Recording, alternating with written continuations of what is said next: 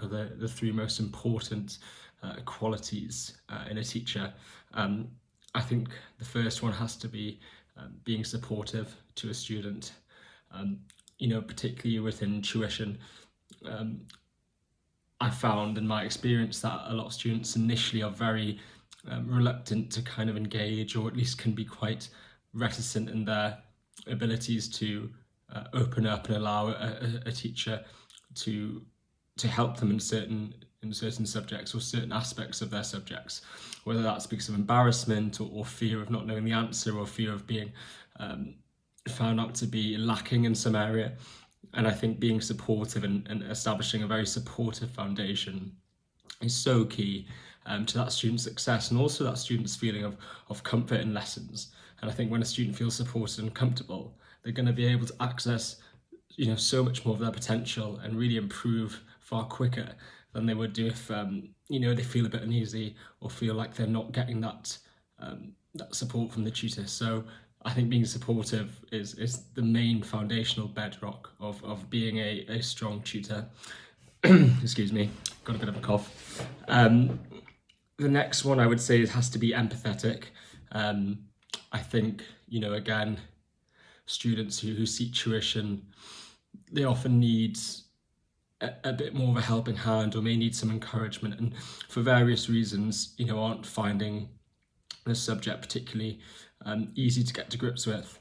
And being empathetic towards their struggles, towards also their aspirations and their goals, and making sure that you can really feel at one with those aims, so that you can push them on and help them get there, I think is key.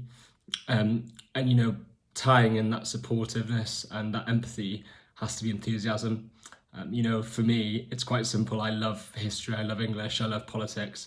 I love my subjects that I teach. I love helping students develop. I love helping students learn.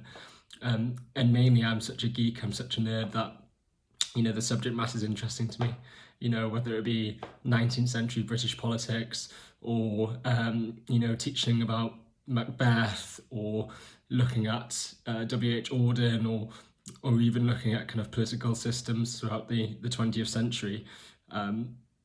I enjoy it, and I think that enthusiasm, passes through me onto the student, and hopefully again ignites their kind of love of learning and ignites their interest in the subject. So, that's my first answer to that question.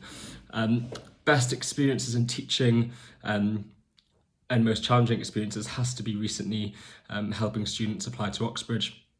I've become quite focused and kind of specialising in that area, and as a result, there's a lot of pressures that come with kind of the admissions test section of that application, getting the personal statements ready, and also preparing for an interview. It's very taxing, and also very emotionally taxing as well, because a lot of these students really are investing all of their time and effort in getting these offers. And I found, when they've come off and when they've worked, which luckily 7 out of the 10 Oxbridge applicants I had last year got in,